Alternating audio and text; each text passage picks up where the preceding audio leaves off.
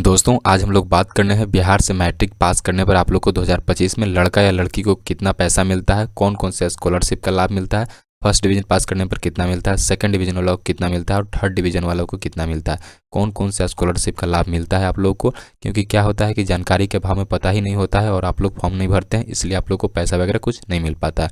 पूरी जानकारी को बताएंगे कि आप लोग को कौन कौन सा स्कॉलरशिप का फॉर्म भरना है, कौन कौन सा लाभ मिलेगा। चलिए शुरू करते हैं। आप लोग को यहाँ पे दो ठो योजना के बारे में बताएंगे। पहला जो योजना है यहाँ पे मुख्यमंत्री बालक बालिका 10th पास प्रोत्साहन योजना, ये है क्लास 10th वालों के लिए। दूसरे नंबर पर आता है यहाँ पे ये इंटर का है, ये भी इंटर का है, तो हम लोग को सिर्फ ये वाला देखना है, मुख्यमंत्री बालक बालिका प्रोत्साहन योजना क्लास 10th पास करने पर। ठीक है, ये इसका ऑफिशियल वेबसाइट है medhasoft.bihar.gov.in। ठीक है, अब चलते हैं इसमें फर्स्ट डिवीजन को कितना मिलता है, सेकंड को कितना मिलता है, थर्ड को कितना मिलता है और कौन से कैटेगरी को कितना मिलता है। ठीक है, सबसे पहला नंबर पर हम लोग का यहाँ पे मुख्यमंत्री बालिका प्रोत्साहन योजना, जिसमें कि सामान्य वर्ग मतलब कि जनरल कैटेगरी, पिछड़ा वर्ग में BC2 अगर फर्स्ट डिवीजन है क्लास 10th में तो यहाँ पे 10,000 आप लोग को मिलता है। दूसरा नंबर है यहाँ पे मुख्यमंत्री विद्यार्थी प्रोत्साहन योजना, जिसमें कि उच्च जाति वर्ग अल्पसंख्यक सहित छात्राओं मतलब सिर्फ लड़की को लोग को जिनमें कि पारिवारिक वार्षिक आप लोग का 1.50 लाख 1.5 लाख रुपया से कम होना चाहिए फैमिली इनकम, और अगर फर्स्ट डिवीजन से पास किए हैं तो 10,000 आप लोग को मिलता है।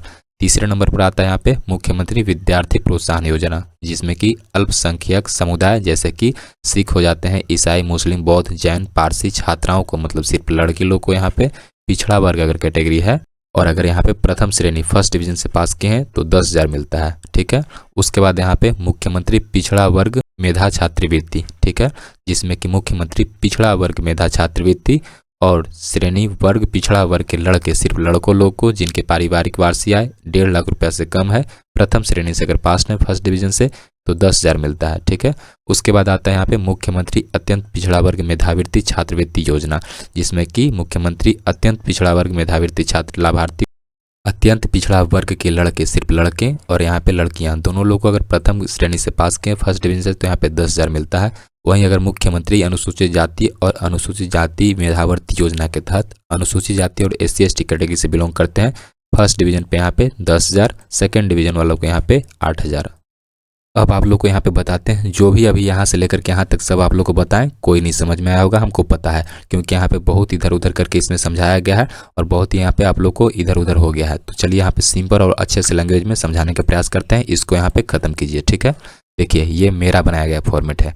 देखिए सबसे पहले यहाँ पे अगर बिहार बोर्ड से पास किए हैं, क्लास 10th पास कर चुके हैं 2025 में, ठीक है, तो जनरल कैटेगरी हो या OBC कैटेगरी हो या EBC, EWS, BC1, BC2 मतलब कि SC/ST को छोड़ा करके सारे कैटेगरी जो भी हो जाते हैं, SC/ST को छोड़ा करके सारे कैटेगरी को चाहे लड़का हो या लड़की हो सभी को, लड़का और लड़की दोनों को अगर फर्स्ट डिवीजन से पास है, ठीक है, सिर्फ फर्स्ट डिवीजन है तो आप लोग को 10,000 रुपये यहाँ पे मिलता है। ठीक है, सेकंड डिवीजन और थर्ड डिवीजन में इस कैटेगरी को कुछ भी नहीं मिलता है, सिर्फ फर्स्ट डिवीजन से पास किए लड़का हो या लड़की हो, SC/ST को छोड़ा करके कोई भी कैटेगरी हो तो 10,000 मिलता है। ठीक है, सिंपल सा। अब चलते हैं यहाँ पे SC/ST वालों के लिए।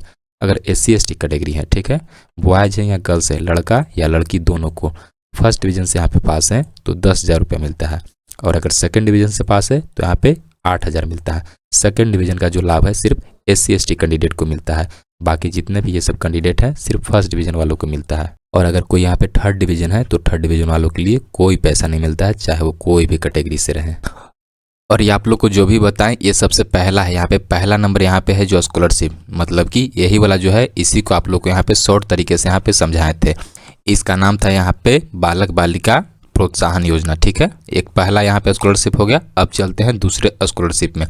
दूसरा स्कॉलरशिप है यहाँ पे पोस्ट मैट्रिक स्कॉलरशिप, मुख्यमंत्री पिछड़ा वर्ग एवं अत्यंत पिछड़ा वर्ग और SC/ST के लिए यहाँ पे SC/ST, यहाँ पे देखिए SC/ST और BC EBC। चलिए इसको समझाते हैं। देखिए पोस्ट मैट्रिक स्कॉलरशिप उसी को मिला जाता है, मतलब कि पोस्ट मैट्रिक स्कॉलरशिप सभी कैटेगरी को मिलता है, लेकिन सिर्फ जनरल कैटेगरी को यहाँ पे छोड़ा के चाहे गर्ल्स हो या बॉयज हो, SC हो, ST हो, OBC हो, EBC हो, BC1 हो, BC2 हो, सभी को सब कैटेगरी को मिलता है, लेकिन सिर्फ जनरल कैटेगरी को छोड़ा करके बाकी सभी कैटेगरी को मिलता है post matric scholarship. Post matric scholarship जब मिलेगा जब आप लोग क्लास 11th में एडमिशन करवा लीजिएगा। जब एडमिशन करवा लीजिएगा तो उसके बाद डॉक्यूमेंट्स आप लोग को लगेगा वहाँ पे करने के लिए, पोस्ट मैट्रिक स्कॉलरशिप का ऑनलाइन आवेदन करने के लिए क्लास 10th का मार्कशीट लगेगा, क्लास 11th का एडमिशन स्लिप लगेगा। जब एडमिशन करवा लीजिएगा 11th में, तो एक एडमिशन रिसीविंग जो होता है उसको आप लोग को रहना चाहिए। फिर एक बोनाफाइड सर्टिफिकेट। बोनाफाइड सर्टिफिकेट क्या होता है, जब आप लोग कॉलेज जाइएगा तो वहाँ पे एक फॉर्म दिया जाएगा, उस फॉर्म पर एक फ़ोटो आप लोग को साट लेना है। फ़ोटो साट करके उस पर अपना सेशन लिख देना है, नाम, father's name, mother's name, roll number, उसको लिख करके आप लोग और सीधा कॉलेज से या स्कूल से आप लोग को सिग्नेचर करवा लेना है, मोहर करवा लेना है। 2 मिनट में बन जाता है, तो उसको बोनाफाइड सर्टिफिकेट बोला जाता है। उसके बाद आधार कार्ड और आधार सीडेड बैंक अकाउंट। आधार सीडेड बैंक अकाउंट क्या होता है, मतलब कि देखिएगा, बैंक लिंक, आधार लिंक और आधार सीडेड दोनों अलग अलग चीज़ें होता है। मतलब कि पोस्ट मैट्रिक स्कॉलरशिप का पैसा आधार सीडेड के जरिए आता है। जब आप लोग आवेदन कीजिएगा ऑनलाइन, तो उस समय वहाँ पे अकाउंट नंबर नहीं मांगा जाएगा, आधार नंबर मांगा जाएगा। तो अगर किसी का सीडेड नहीं है तो सीडेड करवा लेना जरूरी है। एक बैंक में जाइएगा सीडेड करवाने के लिए, बोलिएगा कि सीडेड करना है, तो आप लोग को 2 मिनट में कर देंगे। वहाँ पे सिर्फ पासबुक लेकर के जाना होगा और आधार कार्ड। लिंक अदर चीज़ होता है और यहाँ पे सीडेड अलग चीज़ होता है, ठीक है। तो और उसके बाद एक फ़ोटो और एक ईमेल आईडी, इतना सारा डॉक्यूमेंट लगता है पोस्ट मैट्रिक स्कॉलरशिप का यहाँ पे ऑनलाइन फॉर्म भरने के लिए। लेकिन तभी यहाँ पे पोस्ट मैट्रिक का यहाँ पे फॉर्म भर सकते हैं जब आप लोग 11th क्लास में नाम लिखा लीजिएगा। पोस्ट मैट्रिक स्कॉलरशिप में पैसा कितना मिलता है यहाँ पे फॉर्म भरने पर, तो पोस्ट मैट्रिक में अगर आप 11th-12th में रहिएगा तो आप लोग को 2000 के आसपास मिलता है। वहीं अगर BA BSc में चल जाएगा तो लोग को 3000 रुपया मिलता है। और ITI या पॉलिटेक्निक वाला कीजिएगा तो उसमें कम से कम 15-20 हज़ार 35 हज़ार रुपया ऐसे करके मिलता है, सब कुछ का अलग अलग, ठीक है। पोस्ट मैट्रिक का स्कॉलरशिप मतलब कि जब तक फॉर्म भराएगा, जब तक आप पढ़ाई जारी रखिएगा तब तक भर सकते हैं। 11th में भी भराएगा, 12th में भी भर सकते हैं, BA में भी, पार्ट 1 में, पार्ट 2 में, पार्ट 3 में, जब तक पढ़ाई जारी रखेंगे। पोस्ट मैट्रिक स्कॉलरशिप का 10th के बाद हमेशा मिलते रहता है। 11th से लेकर के स्टार्ट होता है। जब तक पढ़ाई जारी रखेंगे तब तक आप लोग को मिलेगा। हर साल इसका ऑनलाइन आवेदन करना होगा। जहाँ भी एडमिशन करवाते हैं आप लोग को वहाँ का एडमिशन रिसीविंग रहना चाहिए, और सिर्फ बिहार से पढ़ाई करेंगे तो ही मिलेगा पोस्ट मैट्रिक स्कॉलरशिप का लाभ, और सिर्फ बिहार में ही आप लोग का होना चाहिए कॉलेज। दोस्तों, आप लोग को बता दें कि यहाँ पे जितने भी पॉइंट था, जितने भी जानकारी था, सभी जानकारी को यहाँ पे बहुत ही अच्छे और बहुत ही बेहतरीन ढंग से यहाँ पे समझाने का प्रयास किए। फिर भी अगर आपके मन में कोई भी प्रकार का क्वेश्चन होगा तो आप लोग कमेंट के माध्यम से पूछिएगा। और इस वीडियो में इतना ही, मिलते हैं एक नए वीडियो में एक नए जानकारी के साथ। Thank you.